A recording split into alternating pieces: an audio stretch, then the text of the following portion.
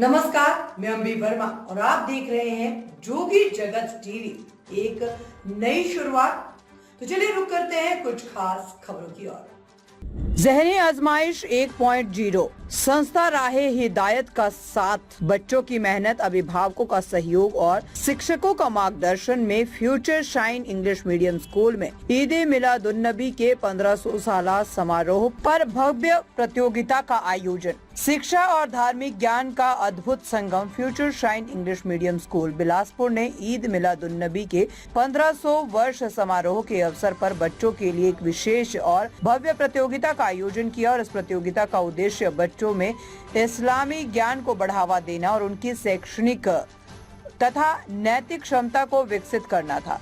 Nursery से लेकर अंतिम कक्षा तक के छात्रों ने इस प्रतियोगिता में भाग लिया। प्रतियोगिता का स्वरूप और तैयारी। प्रतियोगिता के प्रश्न और उत्तर स्कूल के शिक्षकों की मदद से विशेष रूप से तैयार किए गए थे। बच्चों ने अपने माता पिता और शिक्षकों के मार्गदर्शन में सैकड़ों प्रश्नों का अभ्यास किया। ये प्रतियोगिता इस बात का प्रमाण थी कि कैसे सही दिशा और मेहनत से छात्र उत्कृष्ट प्रदर्शन कर सकते हैं।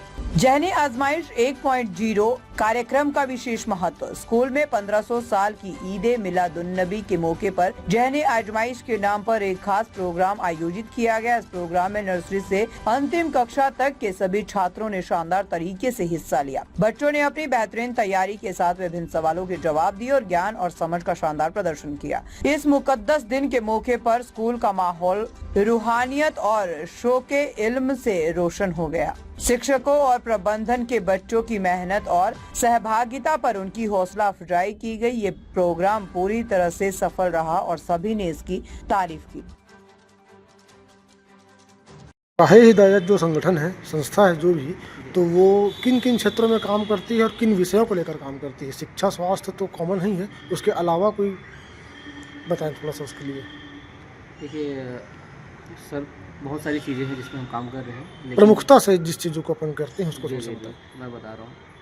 ऐसे तो बहुत सारी चीज़ें हैं जिस पे हम काम कर रहे हैं, लेकिन अभी हमारा जो मेन फोकस है वो एजुकेशन है। जी।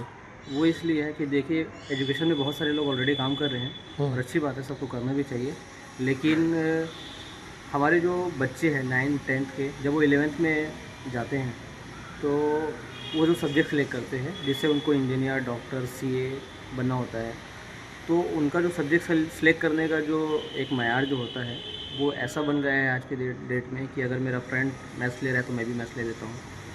तो इस तरीके से सब्जेक्ट सेलेक्ट किया जा रहा है। उससे क्या होता है कि फ्रेंड तो पास होकर निकल जा रहा है, लेकिन वो 10th तक की पढ़ाई में अच्छा था, लेकिन सब्जेक्ट सेलेक्ट करने के बाद 2 साल में उसको ऐसा महसूस होता है कि मैं पढ़ाई में अच्छा नहीं हूँ। फिर वो 12th के बाद पढ़ाई छोड़ता है और जॉब करने लग जाता है। अगर वो 11th में सही सब्जेक्ट सेलेक्ट किया होता अपनी कैपेबिलिटी के अकॉर्डिंग, तो हो सकता था कि वो आगे और पढ़ सकता। तो इसलिए हम लोग मेन फोकस हमारा इसी में है कि हम बच्चों को गाइड करें।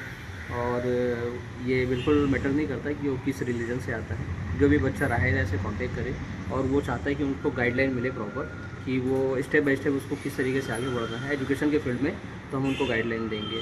इससे क्या होगा कि बच्चों की तरक्की होगी और समाज की भी तरक्की होगी। जब समाज की तरक्की होती है तो देश की भी तरक्की होती है। ताज़ा खबरों से जुड़े रहने के लिए हमारे चैनल को सब्सक्राइब करें और बेल आइकन को दबाना ना भूलें, ताकि हर खबर की नोटिफिकेशन आपको मिलती रहे।